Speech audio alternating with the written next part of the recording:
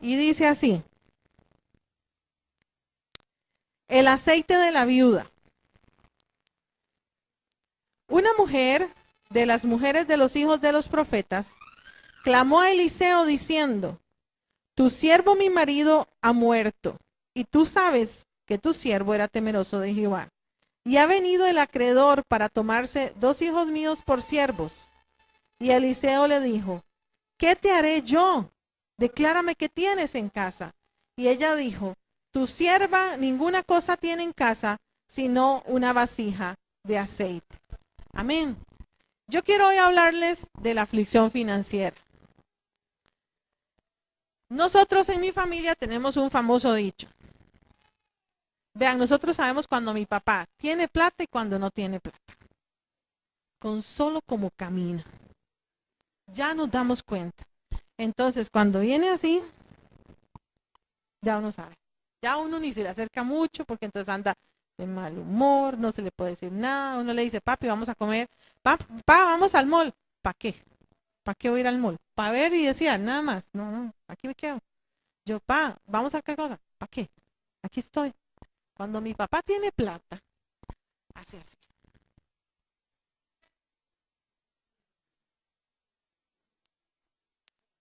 Y yo lo vacilo porque le digo que hasta el bigote se toca así. Entonces, yo sé y estoy segura que no solo a él le pasa, nos pasa a todos.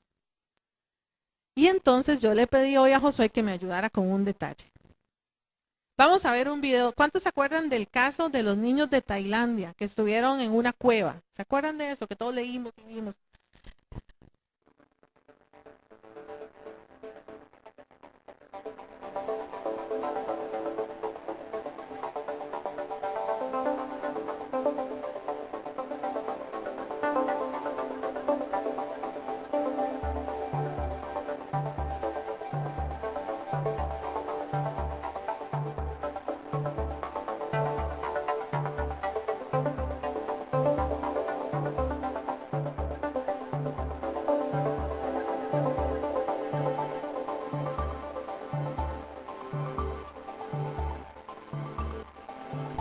Ahí ellos están contando que los chicos estaban a 1 kilómetro de profundidad y estaban a más de 4 kilómetros de la entrada de la cueva.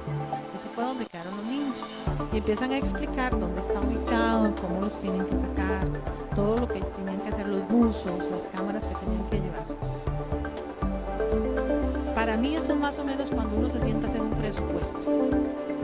Y entonces uno dice: yo tengo 500,000 colones, que es lo que gano, voy a pagar el agua, que son 10,000, la luz, que son 15,000, los pases, y todo salió cuadradito, perfecto. Y usted dice: yo a partir en 3 meses pago esto que debo, pago esto y voy a salir con todas las cuentas. Y todo va a estar perfecto. Y entonces hacemos un presupuesto que casi que nos hacen animación digital y todo perfecto. Sin ser muy diestros en matemáticas ni nada, yo gano 500, pago tanto en casa, pago tanto de agua, gasto tanto en pases, tanto con los chiquillos y ya. La mayoría de las veces nos damos cuenta que igual no nos alcanza, pero decimos: no, pero sí me va a alcanzar, no me voy a comprar el helado, no voy a salir a la McDonald's, no voy a comprarme zapatos y este mes voy a dar. Va por la primera quincena y usted dice: ya debo como la otra también, ¿qué hago? Entonces el presupuesto es muy lindo. Ahora sí, asistentes, por favor, el video 2. Nadie sabe cómo llegamos a donde estamos. Y yo quiero, ese era todo lo que ustedes vieron ahora, era como lo que pasaba, el presupuesto, cómo nos iban a sacar.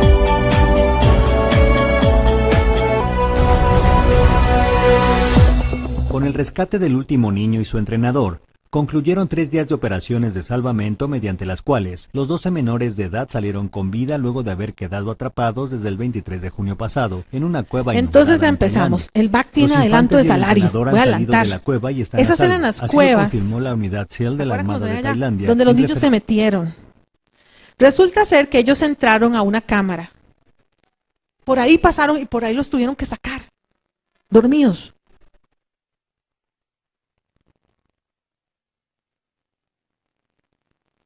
Ellos entraron, empezó a llover y se inundó la salida. Entonces ellos pasaron a una siguiente cámara y el agua empezó a subir. Entonces no podían salir, tenían que seguir entrando. porque el agua estaba entrando de afuera para adentro, entonces hacia la salida estaba inundado y tenían que ir entrando. Por eso fue que ellos se metieron 4 kilómetros adentro. Al principio ellos solo estaban a 300 metros de la salida, porque estuvieron 9 días para que los encontraran, tuvieron que empezar. Me faltaron 10,000 este mes. Pa, ¿me presta 10,000? Sí, está bien. El siguiente mes ya me faltan los 10,000 que le pedí a Pa y los 20,000 que no ahorré en ningún otro lado. Entonces ya debo 30. No, pero hay una tarjetilla ahí de crédito, voy a poner la tarjeta y cojo la tarjeta y entonces no, pero yo la pago en módicas cuotas. Cuando me doy cuenta, gasté 100 de la tarjeta y debo 200. Ay, no, pero no, ya la tarjeta, le debo a Pa. Ya hay un compa, 5,000 para terminar la quincena, para los pases. Y entonces y después veo al compa en el almuerzo y salgo corriendo, ¿verdad? Porque duro como un mes para pagarle, le pago en módicas cuotas de 1,000 cuando le pago. Ah, pero qué torta. Y los dientes, una muela, ¿dónde Tao? Uy, no, Tao es muy caro. No, es que ya yo debo todo. ¿Cómo voy a pagar la muela? No es culpa de Tao. Y entonces nadie sabe, y él va casi adelante del salario, ya, y sí, lo ocupo. Y el otro mes, ya, y la verdad es que entonces no salgo a comer y hago esto, y vuelvo a hacer el presupuesto que se veía muy bonito, y lo hago. Pero de nuevo estoy en esa cueva. Estoy en la cueva de nuevo. Metido con el lodo hasta aquí, cada vez no sé por dónde paso, y en lugar de salir, cada vez estoy ¿dónde? Más adentro, y más adentro, y más adentro. Y de un momento a otro, sí, yo ganaba 500,000, solo gasto 300,000, pero debo 1,000,000. ¿En qué momento lo va a pagar? ¿Qué es lo que pasa? Y entonces, ya teniendo su atención, yo sé que nadie se identifica con ese lodo, nunca hemos estado ahí, ni ha pasado nada de eso. Eso solo le pasó a los niños de Tailandia, nada más. Dice la palabra, vean, y es algo que a mí me sorprendió un montón leerlo y verlo y todo, dice, una mujer de las mujeres de los hijos de los profetas clamó a Eliseo diciendo, tu siervo, mi marido ha muerto. Otra versión dice, mi esposo que te servía a ti, o sea, Eliseo, ha muerto. No era cualquiera, servía con Eliseo. Eliseo era el profeta en ese momento en el pueblo de Dios. Esto no le pasa a los mortales que no conocen del Señor. No, los faltan los siervos de carne y hueso del Señor. Dice, tu siervo, mi marido, ha muerto. Y tú sabes que era temeroso de Jehová. Y ha venido el acreedor para tomarse 2 hijos míos por siervos. ¿Cómo un hombre de Dios terminó en esa posición que se muere y que sus hijos tienen que ir a responder como esclavos por las deudas que le estaba dejando? ¿Qué pasó? ¿Cómo pasó eso? Y no era cualquier siervo, servía con Eliseo. ¿Y tú dónde sirves? En la iglesia de allá, de la grande, que está por allá, en aquella esquina. Y era un siervo importante. Tenía una posición. Técnicamente también podríamos decir que tenía un buen ingreso, porque era un buen siervo.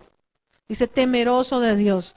Ahora, aquí hay algo que me llama la atención, porque dice, el acreedor, y no dice, dice otra versión, y ha venido uno de los acreedores a tomar a mis hijos por esclavos. O sea que le debía más gente. No le debía uno, le debía varios. ¿Cómo llegaron ellos a esa posición? Yo quiero que usted me acompañe a un pasaje que a mí me llama mucho la atención, que está en Proverbios 28.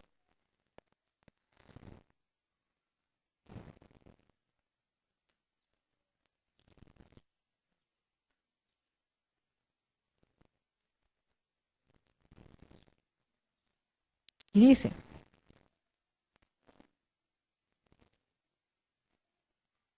Proverbios 22, 7.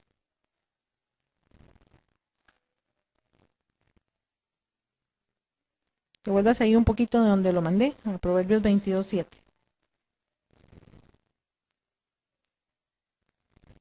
Y dice, el rico se enseñorea de los pobres, y el que toma prestado es siervo del que presta. Y ahí mismo, en el capítulo 22, en el versículo 26, dice, no seas de aquellos que se comprometen, ni de los que salen por fiadores de deudas. Si no tuvieres para pagar, ¿por qué han de quitar tu cama de debajo de ti? muchos de nuestros grandes problemas empiezan porque hemos pedido prestado. Y cuando hemos pedido prestado, no hemos pedido prestado para cosas importantes en un gran porcentaje de las veces. Ahora, yo no puedo decir, usted nunca tiene que pedir prestado. Admiro a las personas que siempre compran todo de contado. Mi esposo es uno de esos. Pero hay veces que uno necesita hacer préstamos o inversiones. Por ejemplo, admiraría al que tuviera todo el dinero para comprar una casa de contado. Admiraría que tenga todo el dinero para comprar un carro de contado. O sea, uno tiene que financiarse. Pero una cosa es préstamos o deudas o prestamitos y otras son ya financiamientos o inversiones. Pero entonces muchas veces nosotros, y a mí me pasaba, yo trabajaba, se supone que me rodeaba de los Eliseo de mi empresa, entonces ellos eran gerentes. Y todos los viernes ellos querían ir a comer a, por ejemplo, un lugar que se llama El Patio, que costaba más o menos entre 8 y 12 mil colones por persona, que querían comer el siguiente viernes, querían ir a otro lugar, que era el Club Unión, que eran como 15 a 20 mil colones por persona, pero ellos eran gerentes, yo era asistente de gerencia. Obviamente, yo no tenía el ingreso que ellos, y entonces yo generalmente para poder hacer eso, algo tenía que dejar de hacer por algún lado o pedirle prestado a alguien, porque si no, no me iba a alcanzar. Esos préstamos y esas deudas son las deudas que más nos afectan. Y son aquellas deudas que nosotros asumimos simple y sencillamente para mantener un estatus, una posición, una imagen de quiénes somos. Porque es que, no, ¿cómo me van a ver? Es el tercer domingo que vengo a buscar ropa a la iglesia. Yo me acuerdo cuando yo fui estudiante. Fue casi 3 años de jeans, un par de zapatos, el cuaderno, para contar, y jeans y cambio de 3, 4 blusas y nada más. Y un traje de gala para las presentaciones de la universidad, nada más. Era estudiante, ya yo no podía poner más presión a mis papás, ya yo no podía poner más presión yo. En ese momento, eso era mi realidad. Y no significaba, y eso dice mi suegra, que lo pobre no justifica lo cochino, ¿verdad? Esos son temas aparte, pero hay muchas veces que nosotros empezamos a asumir deudas y compromisos y empezamos a tener acreedores, que el primer acreedor es nuestro propio ego. Dios libre se den cuenta que solo tengo un par de zapatos. Dios libre que se den cuenta que como arroz, frijoles y huevo. No, aquí tiene que haber carne porque viene fulanito. Ay, no, vean, y es verídico. Y se habla mucho, yo estudié ciencias sociales, entonces hablaba mucho de eso. Usted llega a los lugares humildes y a precarios. Y usted ha contado las antenas de Claro que hay ahí, y de Sky. Si ahí hay una antena de Claro, ¿usted cree que tiene una pantalla de esas? Iba a decir una palabra, pero Josué, ve a ver cómo quita esto. De esas culonas que habían antes así, de 20 pulgadas o 22. No, ahí hay pantalla LED, pantalla plana. Pero salen y son los primeros que están en una lista porque no tienen los regalos de Navidad de los niños. Porque no tienen los útiles. La maestra va a hacer visita y le dice, ¿por qué el chiquito no fue a clases? Es que no había desayuno, no había cómo mandarlo. Y usted ve, hay equipo de sonido y pantalla. Eso está documentado por el INEC, que es el Instituto Nacional de Estadística y Censo, que visitan las casas y en las encuestas contestan que tienen equipo de sonido y pantalla. Las deben todas, pero las tienen. Y entonces la pantalla que compraron en Casa Blanca, que valía 200 mil colones, pagaron por ella 800 mil cuando la pagaron. Porque la pagaron con un 60-70% de intereses. Y eso es usura, que la palabra también habla de que nosotros no deberíamos tener usura. Pero imagínense que si esa familia tiene 1 o 2 pantallas, ya deben solo en las pantallas 1,5 millones de colones. Y usted entra y no hay dónde sentarse. Porque el sillón está ya terrible. Entonces, ¿qué fue lo que pasó? Fue nuestro corazón, que entonces era el siervo de Dios, temeroso de Jehová, que no hizo lo que Jehová mandaba en su palabra, que era que no pidiera prestado, ni se diera fiador por otros, porque iba a ser esclavo del que le presta. Y entonces, yo quiero que usted vaya conmigo también a Deuteronomio. Y en Deuteronomio dice algo que a mí me llama muchísimo la atención. Deuteronomio 15:6.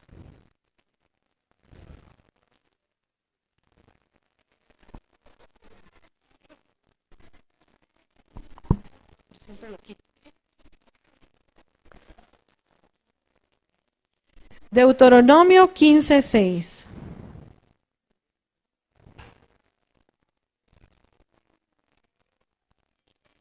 Y dice: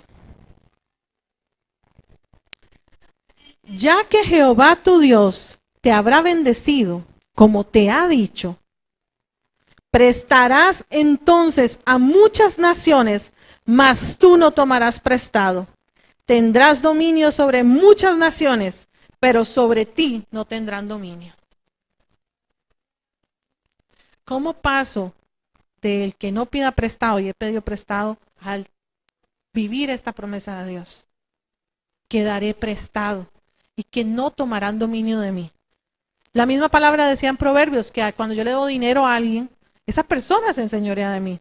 Débale dinero a alguien. Vea, se dice, y es súper cierto, usted quiere poner a prueba una amistad, que haya plata de por medio. O sea, y hasta ahí llega la amistad la mayoría de las veces. Usted quiere poner a prueba una familia, que haya plata de por medio. Y también, terrible. Usted quiere probar a una persona, dele dinero. A ver, ¿cómo va a ser con el dinero? Decía una amiga mía, Dios no le da a las animales ponzoñoso. Y vea, y uno dice a veces, gente, ¿qué haría esa persona con dinero? Porque sería terrible. Entonces, volviendo a la historia de la viuda, que estaba en Segunda de Reyes 4,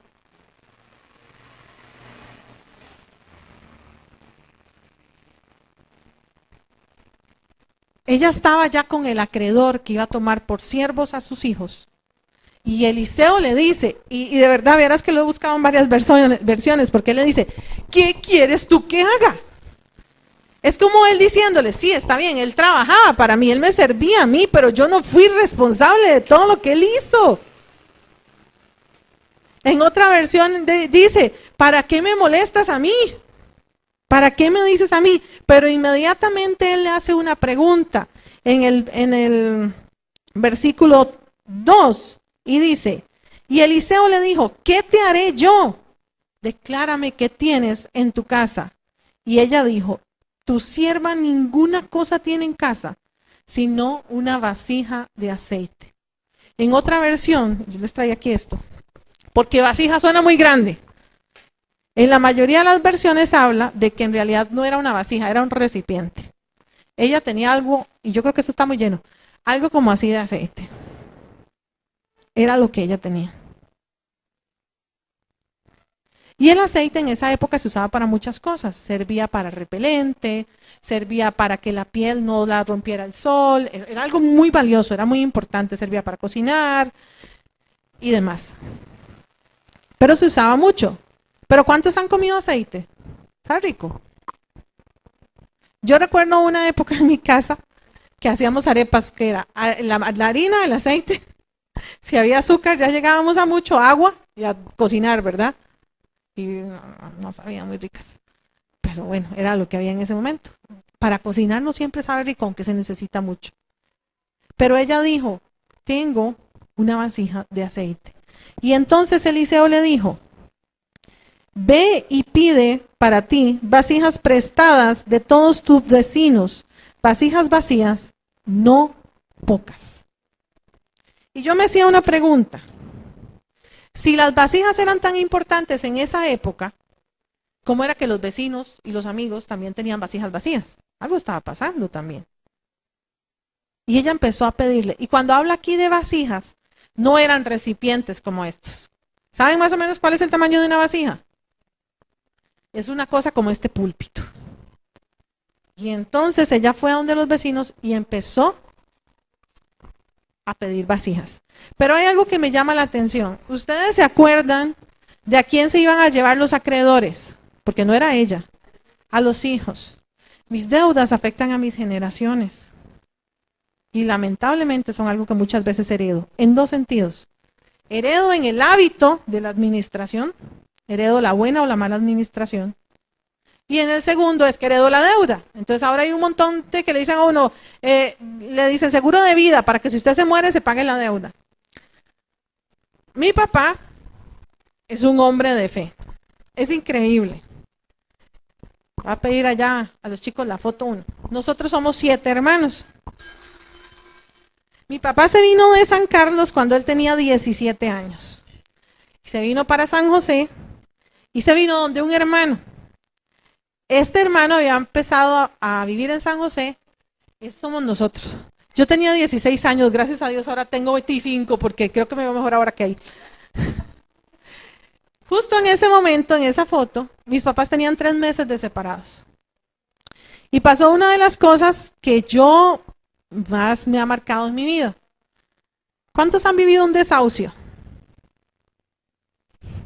Mi esposo dice, yo he sido pobre, pero nunca me han hecho un desahucio. Bueno, yo llevo 3 a mi haber, no sé si es bueno o mal, pero voy por el tercero. Sufrí el tercero justo antes de casarme.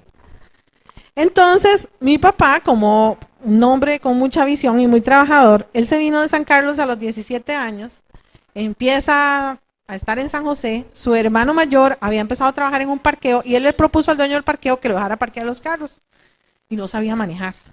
Entonces aprendió en el parqueo a manejar, sacó una licencia, con la licencia se puso de mensajero y entonces era mensajero en el día y en las noches empezó a estudiar contabilidad. Ese hermano de mi papá llegó a ser el contador más importante o el jefe de contabilidad de la Republic Tabaco. ¿Alguien sabe quién es? La Republic Tabaco es una empresa muy importante. Entonces él convenció a mi papá, que era su hermano menor, de venirse y que aprendiera con él en el parqueo a manejar. Entonces, como mi papá también aprendió parqueando carros a manejar, se puso de mensajero y entonces consiguió trabajo en una empresa de turismo. Y el trabajo de él era ir a recoger los turistas al aeropuerto y llevarlos al hotel donde ellos habían decidido hospedarse. Y entonces llegaban y le daban, hola, ¿cómo está? Mire, hoy llegan 5 turistas del aeropuerto Juan Santa María, van para el Holiday Inn, aquí están los $10 del taxi, para que usted los lleve del aeropuerto al Holiday Inn. Él se iba para el aeropuerto, llegaba al aeropuerto, los recogía a los turistas, le decía, ¿cuántas maletas trae? 3, 4, ok, listo, ya tengo las maletas. Corra que nos deja el bus, apúrese, súbase el bus, suba, yo le subo las maletas, corra. Y se los llevaba en bus para el hotel. Y él se dejaba la plata del taxi. Y los turistas iban con sus maletitas en el bus para el hotel, llegaban a San José y le decía, camine, yo le ayudo con las maletas, vaya, ya está, a los 300 metros está el hotel. Bueno, mucho gusto, muy buen servicio. Le hicimos toda una guía turística por la ciudad. Tranquilo, eso no se lo vamos a cobrar. Y les enseñaba dónde estaban todas las paradas de buses, dónde estaba todo. Pues los turistas estaban contentos con él. Con eso se compró una moto y empezó a ser mensajero. Con esa historia ustedes ya podrán tener una idea de cómo ha sido mi vida. Entonces, mi papá decidió comprar una montaña. Y la compró, no me pregunten cómo, porque esos ya pasaron como 7 años de la historia de los turistas. Y compró una montaña y él se puso a construir una mansión. Era un chozón de 3 plantas, 5 cuartos, 3 baños.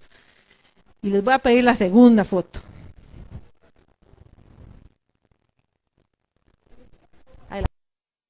No, esa no, la de la casa, perdón. Ese es mi papá. Esa. ¿Les gusta el chozón? Ahí viví 5 años, pero viví ahí, así como está, porque no la pudo terminar.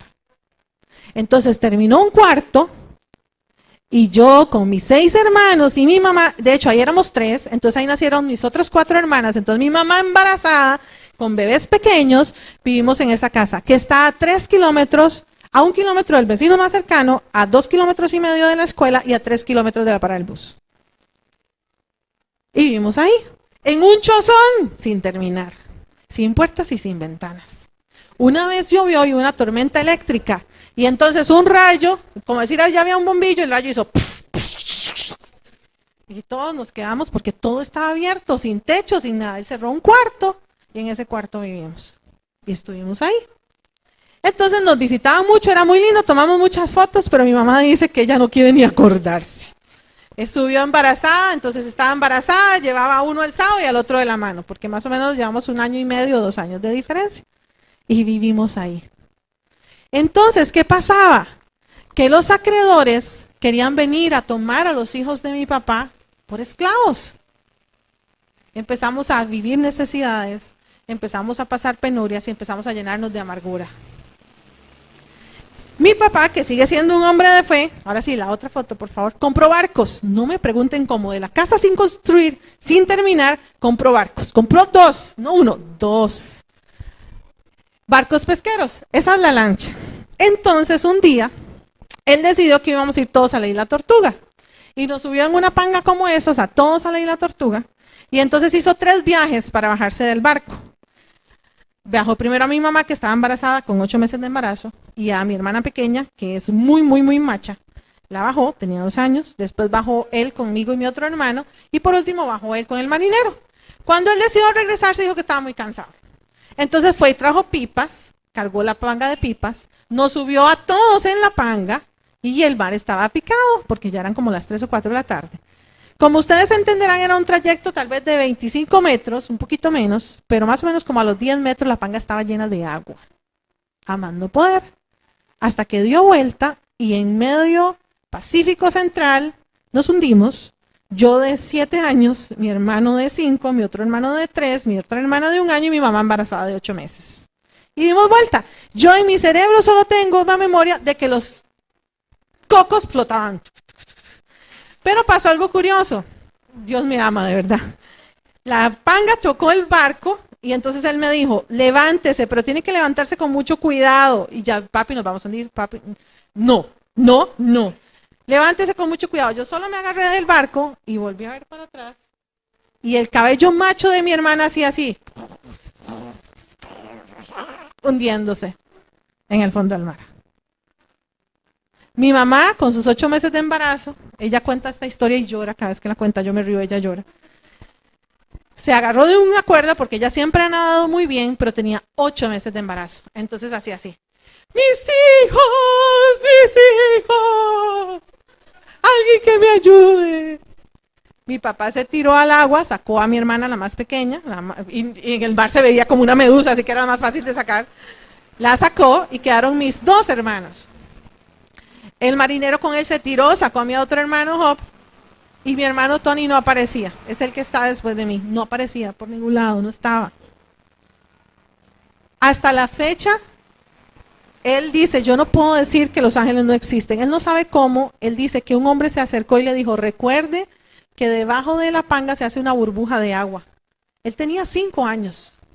Entonces él se agarró y metió la cabeza debajo de la panga. Entonces él flotó con la panga por todo lado y tuvo oxígeno. Y dice que un hombre se acercó, ese mismo hombre se acercó y le dijo, venga, yo lo ayudo a que se ponga encima de la panga. Él salió casi que a 600 metros del barco. Nadie sabe cómo un niño de 5 años terminó en la parte de arriba de una panga. Y tenía por lo menos ya 10 o 15 minutos de estar perdido. Y por eso no se ahogó. Entonces yo le puedo decir una cosa, como Eliseo. ¿Qué quieres que te haga? Tal vez no sea responsabilidad de Dios. Y Dios lo sabe. Pero Él dice, declárame qué tienes. No te va a decir, húndase, quédese solo. Usted se metió en ese problema, yo no lo voy a sacar. Yo no lo metí ahí. Yo le dije en mi palabra que no pidieras prestado y usted pidió prestado. Dios tiene cuidado y misericordia de nosotros. Pero hay una pregunta curiosa que le dice, ¿qué tienes? Y nosotros muchas veces contestamos y decimos, nada, una vasija de aceite, un frasco de aceite, para que se oiga chiquitito, un frasquillo, que mi mamá detesta que yo le diga greisilla, un frasquillo de aceite. ¿Qué hacemos con eso? Pasa ese periodo, de hecho el barco grande también se hundió, pasaron un montón de cosas, y pasa que ya yo estoy en 6º grado y entonces mi mamá le pregunta a mi papá que ¿a qué colegio voy a ir? Y mi papá le dice, pero tiene que bajar 3 kilómetros, coger un bus para que la lleve. En ese momento vivíamos en Virrey de San Bosco de Santa Bárbara de Heredia, más arriba de donde está el Cipresal, si alguien se ubica, por ahí. Pero ponga eso hace 22 años, casi 30, 33 años. Eso era una montaña, ahí no había nadie. La calle no era ni de lastre, era de tierra. Ahí subía el carro solo 2 veces al año. En Semana Santa, si no había llovido durante 15 días, podía subir un carro y si fuera 4x4. Y el día después de que al pasar a un tractor de los cafetales que tractoreara la calle para sacar el café, que los hacían más o menos en diciembre. Eran las únicas 2 veces en el año que puede subir el carro. Entonces en esa época era donde la gente construía o hacía algo arriba y bajábamos, porque después de eso esa calle era intransitable, solo caminando se podía subir. Y entonces mi papá le dice, no, además ella es mujer, ¿para qué va a estudiar? Y mi mamá dijo, yo voy a orar porque fue una promesa de Dios que mis hijos y mis hijas estudiaran. En menos de 3 meses después, estábamos viviendo en una casa que tenía el colegio a la esquina. No me pregunte cómo, pero vivíamos en una casa en colegio a la esquina. Entonces pasa, y yo sufrí, porque entonces yo había estado con mis mismos compañeros de escuela desde el kinder hasta 5º grado, y en 6º grado me pasan a una escuela. Pero vengo de la escuela de Virrí de San Bosco, de Santa Bárbara Heredia, de Virrí. Estoy en esa escuela donde yo jugaba cromitos en 5º grado con 11 años, y quedó. Y me pasan a la escuela de Rincón Grande de Pavas, donde mis compañeros de 6º grado tienen 15, 16 y 17 años, y lo que juegan es coparse detrás del gimnasio. Y yo sufrí un shock emocional que usted no se imagina. Y yo dije, ¿dónde estoy metida? ¿Qué hago aquí? Y yo no sabía, ellos hablaban de cosas que yo no entendía ni nada. Entonces, el profesor, por cosas de Dios, porque para mejoras era un maestro, todavía para rematarla tenía un maestro, como en agosto le dijo a mi mamá, vea, ya viene mega preparada, no la mande más a clases, que venga a hacer solo los exámenes de 6º grado. Entonces yo le pedí a Dios una cosa, yo le dije, yo quiero estar en un colegio donde yo pueda estar de 7º a 5º y donde a mi papá se le ocurra vivir en Chirimindanga, yo pueda ir al colegio. Entonces estudié en el Colegio Superior de Señoritas en el centro de San José. Y dicho hecho, nos vivimos en Heredia, en La Esperanza, en Pavas, en San Sebastián, en Alajuela. Yo cogía un bus que me llevaba al centro de San José, iba al colegio y me devolvía. Y estuve desde 7º hasta 5º año. Más o menos como en 4º año, mis papás se separan por muchas circunstancias que en otra novela les contaré. Y entonces pasa algo muy curioso. El Señor me dice, no había dinero en mi casa. Ya ustedes vieron la foto, ¿verdad? Vivíamos en una casa, otra casa espectacular en la que vivíamos en San Sebastián. Tenía 4 cuartos para 7 personas apta. Tenía 2 salas, una cocina. El pequeño detalle es que la casa la habían decidido extender hasta la línea exacta de la acera. Entonces uno oía a todos los que pasaban por la acera. Tenía 4 cuartos, pero era algo así como tipo cuartería. Entonces yo, para llegar a mi cuarto, que como era la mayor, era del fondo, tenía que pasar por el cuarto de mis papás, de mis hermanos y mis otras hermanas, porque simplemente habían cogido y habían hecho como un añadido. Entonces la ventana de este cuarto daba al otro cuarto. Y el otro cuarto era como otro añadido, que le habían puesto un añadido, entonces era más un laberinto que 4 cuartos. En realidad era que tenía paredes y entonces parecían 4 cuartos. Y entonces tenía una espectacular cocina que yo veía desde mi cuarto porque estaba sin techo. Y entonces la sala también era espectacular porque para llegar a la sala había que pasar por la cocina. Eran cosas particulares. De esa casa, y empezamos a pasar muchas necesidades, mi papá se va, mi mamá nunca había trabajado, somos 7, yo tenía 16 años. Mi mamá me decía, tengo 500 colones, o vas al colegio o compro desayuno, ¿qué hacemos? Yo llegué a tener más o menos como unas 900 a 1000 ausencias de lecciones en el colegio. Entonces la orientadora mandó a llamar a mi mamá, porque eso era más o menos que para agosto yo había faltado entre 3 y 4 meses de clases. Regularmente entrábamos a las 7, yo llegaba a 8:30, 9. Y entonces Dios me vuelve a mí a preguntar, ¿qué tienes? Y yo contesté algo que no sabía que tenía. Yo dije, cerebro, es lo único que tengo, estudiar es lo único que soy buena. Me sentía mal, me veía mal, mi autoestima estaba mal, pero yo descubrí que yo era buena estudiando, pero no tenía dinero, no podía estudiar. Entonces, yo llegué a un acuerdo con mis compañeras, yo exponía. Ellas hacían todos los trabajos, yo no podía sacar copias, no tenía dinero para eso, no podía comprar libros, no tenía dinero para eso. Entonces yo le decía, ¿me presta el libro el fin de semana para sacarle copias? Y era que yo me lo leía el fin de semana y se lo devolvía el lunes. Hacía un resumen y listo. Esas eran mis copias. Mire, me presta su cuaderno para sacarle copias, porque como faltaba tanto y era para estudiar, y me lo estudiaba.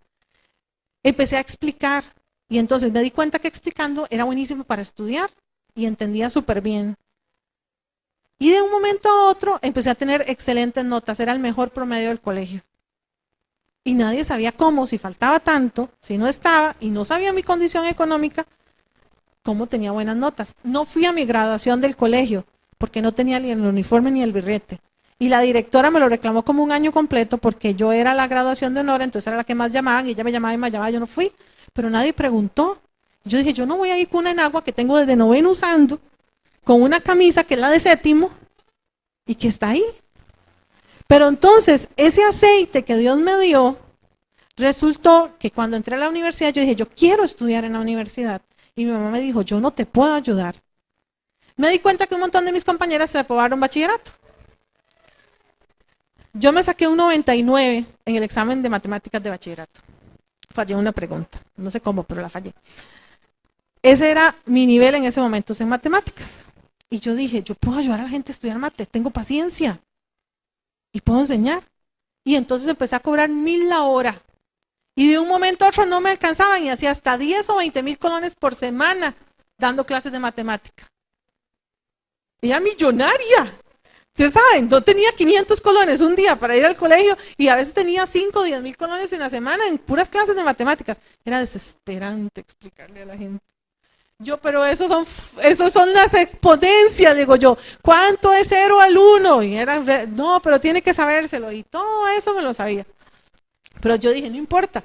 Y más de uno, tuve como 3 alumnos que repitieron 2 veces el examen. Y ya yo voy otro año a enseñarle, ya, ¿y qué vamos a hacer? Otro año que tengo un ingreso. Y así pagué la universidad. Y me gradué. Entonces, yo quiero que volvamos a esta historia de la viuda. Y que yo quiero leerles algo que dice ahí que a mí me llama la atención. Porque dice, yo le preguntaba aquí a doña Brigitte y ella decía, sus hijos iban a ser esclavos. Cuando Eliseo le dice a ella, que le dice, ve y pide vasijas vacías, oigan lo que dice en el versículo 4. Entra luego y enciérrate tú y tus hijos y echan todas las vasijas y cuando una esté llena, ponla aparte. Y se fue la mujer y cerró la puerta, encerrándose ella y sus hijos, y ellos le traían las vasijas y ella echaba del aceite. Si sus hijos tienen las consecuencias negativas de las deudas, ellos deben estar presentes cuando Dios le dé a usted cómo salir de ellas. Y deben también estar en esa lección. Ve tú con tus hijos, a ellos les tocó ir a tocar puertas y traer vasijas, a ellos les tocó estar ahí y traerle a mamá la vasija para que mamá echara el aceite. ¿Cómo pude yo entender que Dios estaba conmigo? Porque lo había visto en mis papás, en medio de todos sus barcos hundidos, sus desahucios, sus casas sin terminar. Mi papá, después de que se le hundió el último barco, dijo, ya, volveré a ser mensajero y después me compro otro. Yo siempre compré un barco. Todavía hoy es así, yo no lo entiendo. Yo no puedo decir nada porque los que conocen mi casa, yo digo, yo ni pregunto porque yo estoy en esta casa porque Dios a través de mi papá, él dijo, ahí hay una casa que puede ser suya. Y nosotros íbamos a comprar una casa pequeñita de 2 habitaciones, un cuarto y todo. Y tenemos una de 4 habitaciones y 2 baños. Porque Él nos retó a eso. Porque también hemos sido parte cuando a Él le ha tocado sacar el aceite y empezar a repartir. Yo recuerdo que cuando yo estaba en primer grado, mi papá fue y compró los útiles y llegó a la escuela y entonces nos pedían un libro. Y él preguntó, ¿cuántos libros se ocupan? Dice, y son 20 niños, pero hay 10 niños que no pueden usar el libro. Entonces él fue y compró 10 libros. Pero yo tenía 7 años y me acuerdo de eso. Y entregó los otros 10 libros para que todos los niños pudieran estudiar. Me acuerdo de que un día de la madre, él llegó y compró 6 rosas. Puso las rosas muy bonitas y llegó y empezó a enrollar billetes. No me acuerdo de qué eran en ese momento, creo que eran los de 500, que eran como morados. Y lo puso, en cada rosa puso un billete, dijo, esto es para mi mamá, porque mi mamá es la rosa más hermosa y ella ha hecho mucho por mí. Y yo aprendí a darle a mis padres, del ejemplo de mis padres. Me acuerdo que estábamos, y esta se las he contado varias veces, en la iglesia, y que entonces mi papá decía, tome, esto es para que usted vaya y se lo entregue a Dios. En medio de todo, él seguía siendo un hombre temeroso de Dios, aunque los acreedores lo perseguían y 3 veces nos pusieron el desahucio, pero seguía teniendo temor de Dios e infundió eso en nosotros, lo de Dios primero. Entonces, cuando ella empieza a echar el aceite y empieza a repartirlo por todo lado, sus hijos están ahí viendo. Sí, yo pasé muchas necesidades, sí, mis papás se equivocaron mucho, Pero yo también estuve cuando ellos clamaron a Dios y Dios respondió. Cuando en medio de todo, recuerdo cuando mi papá se fue y todo, y mi mamá se sentó y dijo, Señor, tu palabra dice, no he visto justo desamparado ni su simiente que mendigue pan. Y tocaron la puerta y era una señora con un saco de pan. Y comimos pan como por 15 días. Yo ya no quería ver pan. Pan a la mantequilla, pan budín de pan, no sé qué era, pan y pan y pan y pan. O sea, Dios cumplió esa palabra, ni su simiente que mendigue pan. Tuvimos sobreabundancia de pan. Estábamos como el pueblo de Israel con el maná. Ya no queríamos ni verlo. Pero estuvo el pan. Pero fue, yo me acuerdo en mi memoria que tocaron la puerta ella terminando de orar, porque no había ya nada ese día para comer. Y me acuerdo que es el único día en mi vida que yo puedo decir que no había nada para comer. Y comí. Y puedo decir que hubieron días que lo que había para comer no me gustaba. Está bien. Pero que no había para comer, yo sería mentirosa y haría mentirosa a Dios. Porque había. Que tal vez a mí no me gustaba era otra cosa. Pero siempre hubo alimento y Dios siempre trajo provisión. Pero entonces pasa algo muy, muy tremendo que a mí me llama la atención. Yo ahora pasé el aceite aquí. ¿Ustedes han tocado el aceite? Yo les voy a pedir que pasen eso. ¿Ustedes se han embarrado las manos de aceite? ¿Y se lo ha logrado quitar? Todo se embarra de aceite. Se le embarran a uno las manos, se le embarra la ropa. Usted embarra una superficie y usted la limpia y queda aceitosa. Dios libre cuando usted tiene anteojos, los anteojos ya quedan todos empañados. Y usted otra vez, y usted dice... Y ahí el aceite se... Vea un poquitito de aceite en sus manos y empieza a apagarse por todos lados. Ahora imagínense cómo de una cosita de esas salió para llenar tantas vasijas. Pero vean lo que pasa. Y dice, en el versículo 6, cuando las vasijas estuvieron llenas, dijo a un hijo suyo, traedme aún otras vasijas. ¿Y qué dijo él? No hay más. Y entonces... ¿qué pasó? Cesó el aceite. Se acabó.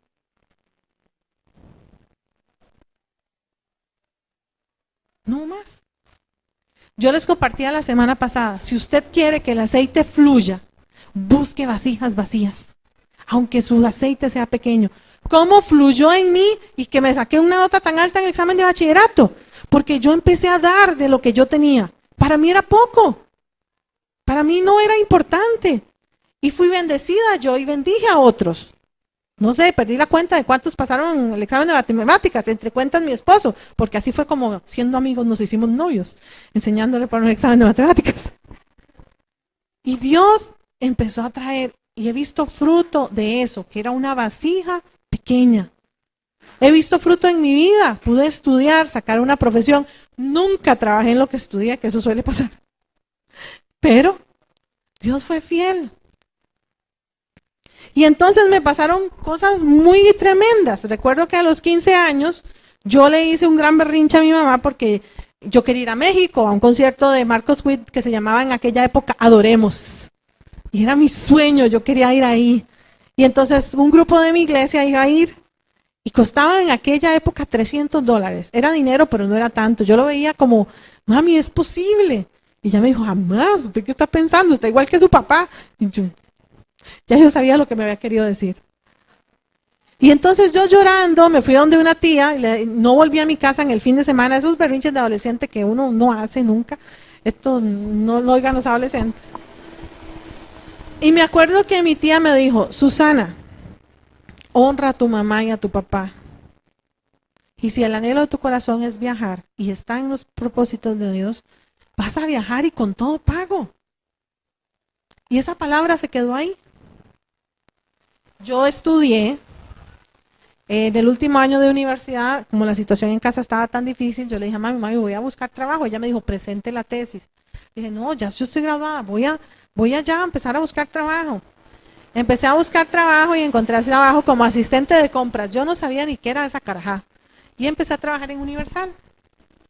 Con una señora que dicen que se llama Maricia Fairspiel. Después descubrí que la empresa se llama Carlos Fairspiel.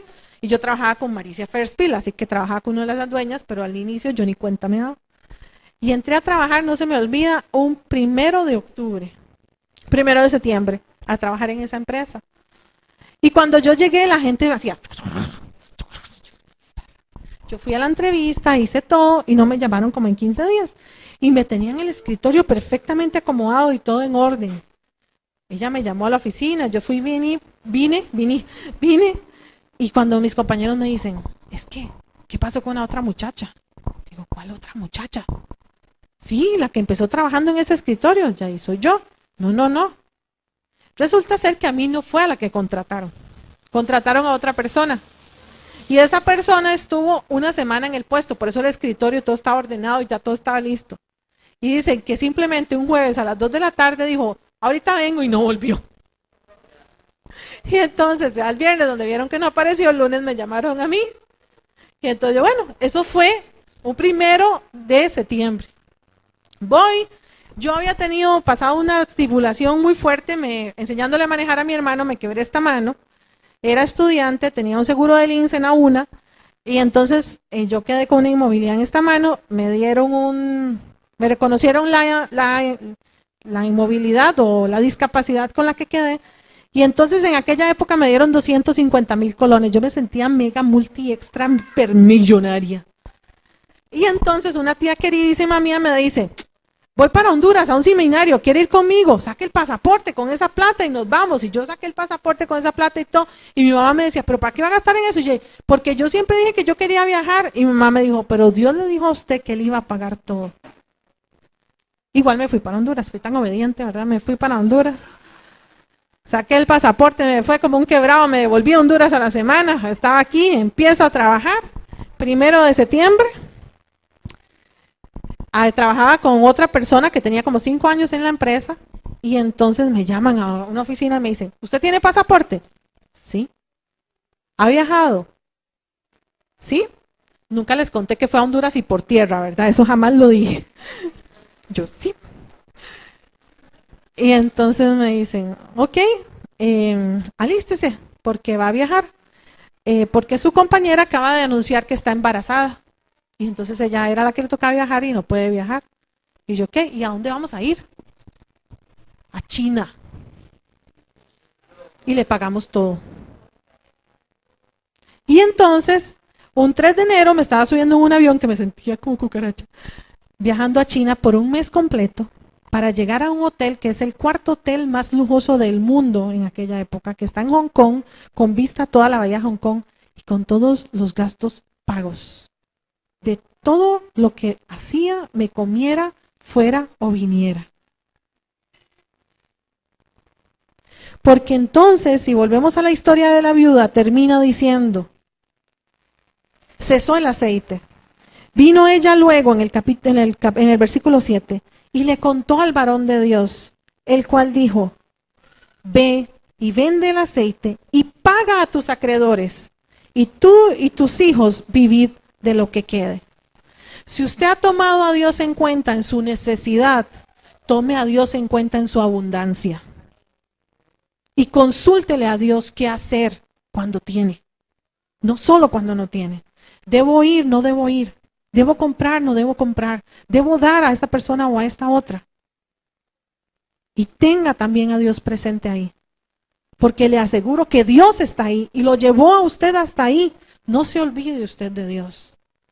Y entonces le dio para pagar a sus acreedores y le dice, y tú y tus hijos viven de lo que quede. Después de eso, yo empecé a ayudarle a mi mamá, a que mis hermanos también estudiaran.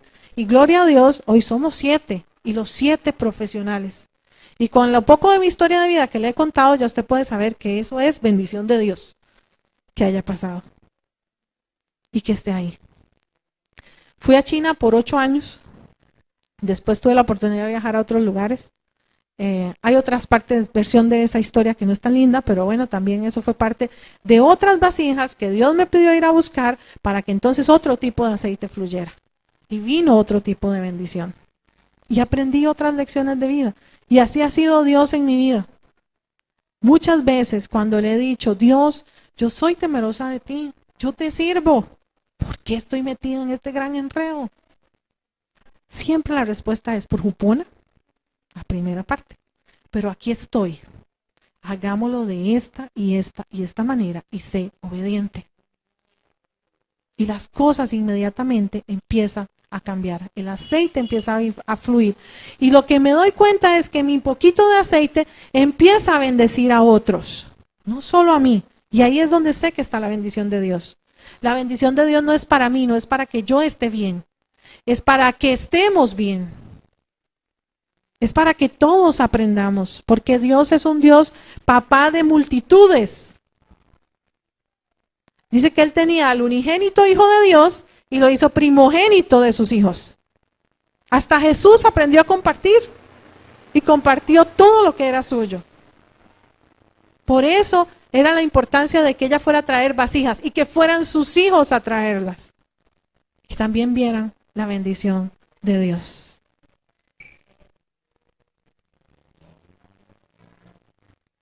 Yo quiero compartirles, para terminar,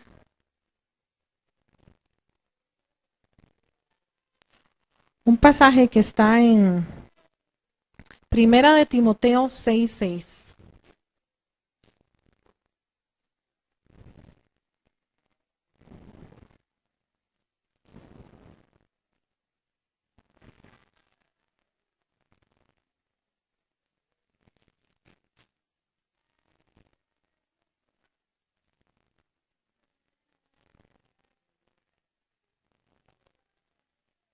Se me perdió Timoteo.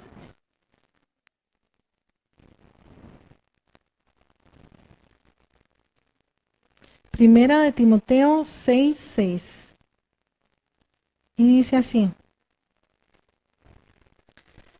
pero gran ganancia es la piedad acompañada de contentamiento, porque nada hemos traído a este mundo y sin duda nada podemos sacar. Así que, teniendo sustento y abrigo, estemos contentos con esto, porque los que quieren enriquecerse caen en tentación y lazo y en muchas codicias necias y dañosas que hunden a los hombres en destrucción y perdición. Porque raíz de todos los males es amor al dinero, el cual codiciando algunos se extraviaron de la fe y fueron traspasados de muchos dolores. Dios no quiere que nosotros estemos en aflicción financiera. Él quiere que el aceite fluya, pero Él quiere que el centro sea Él y que lo reconozcamos a Él en nuestros caminos, en la provisión, en la abundancia, en la escasez. Y que sepamos que Él está teniendo cuidado de nosotros. Hay otro pasaje que dice: no sea que teniendo poco hable mal de ti, y no sea que teniendo mucho me olvide de ti. Y yo le tengo una pregunta a usted. El que determina lo mucho de Dios en nuestra vida somos nosotros.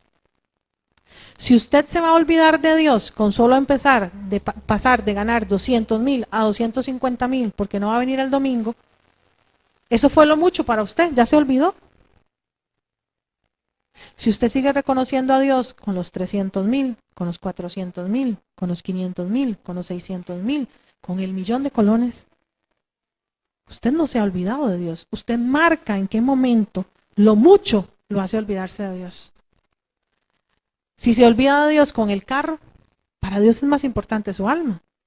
Pero si Dios dice: no, me va a conocer aún con el carro, y ya no va a venir solo los domingos, va a venir más días, y ya no solo va a venir a la iglesia, va a visitar hermanos, y ya no solo va a visitar hermanos, va a ir a la zona sur, y ya no va a ir a la zona sur una vez cada 3 meses, va a ir una vez cada semana.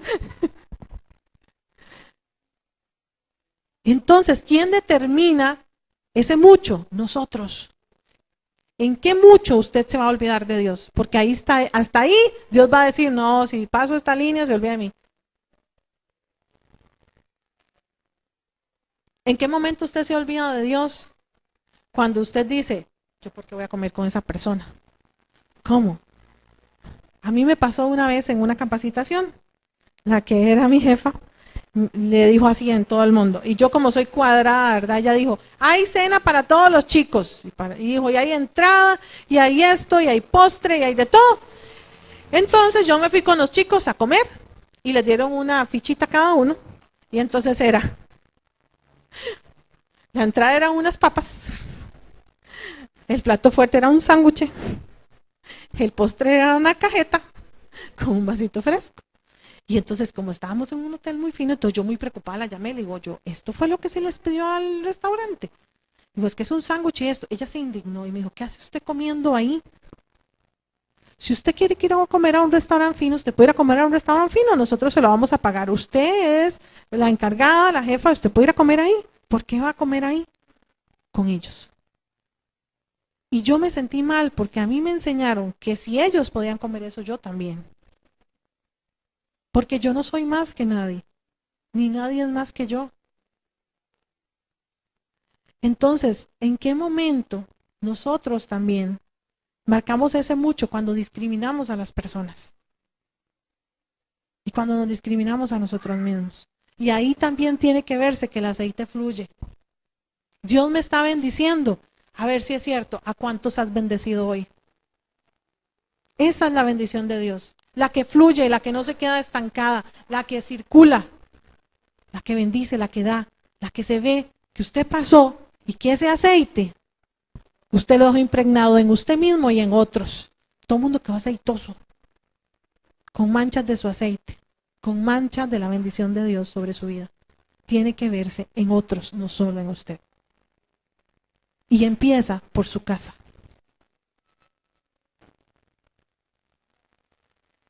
¿Qué tanto está bendiciendo su casa, su familia, sus papás, su hogar?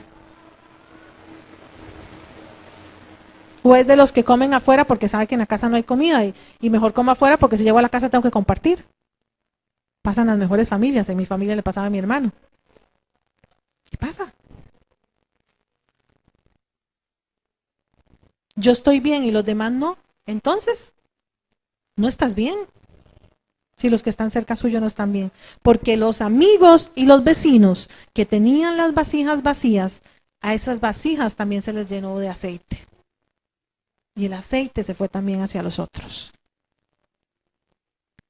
Yo lo insto a usted a que de verdad, de corazón, hay algo aquí que a mí me llama la atención un montón.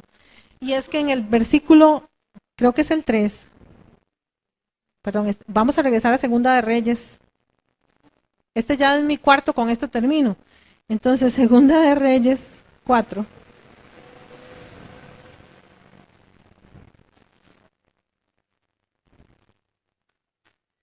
Dice en el versículo 3, y él le dijo, ve y pide para ti vasijas prestadas de todos tus vecinos, vasijas vacías, no pocas. Entra luego y enciérrate tú y tus hijos, y echan todas las vasijas, y cuando una esté llena, ponla aparte. Y el 5 dice, y se fue la mujer, y cerró la puerta encerrándose ella y sus hijos, y ellos le traían las vasijas, y ella echaba el aceite. Cuando las vasijas, entonces, regresando al 5, casi que yo le diría, y Eliseo le dijo, y ella lo hizo. De nada nos sirve saber si no lo hacemos. Eso es lo que marca la diferencia. Usted puede decir, sí, yo sé, pero si no lo hace, no sirve. De verdad, pidámosle al Señor obediencia y empecemos a hacerlo, no solo a saberlo. Y yo le voy a decir una cosa. Dice que al que mucho se le da, mucho se le demanda. Si usted hace unos meses sabía muy poco de cosas financieras y ahora sabe mucho, dice que el que sabe hacer lo bueno y no lo hace, le es contado por pecado. Entonces, empieza a poner en práctica lo poquito que ya hemos ido aprendiendo y lo poquito que Dios le ha enseñado. Porque Dios es fiel a su palabra y esa palabra va a traer fruto. Amén. Yo le insto a que nos pongamos de pie.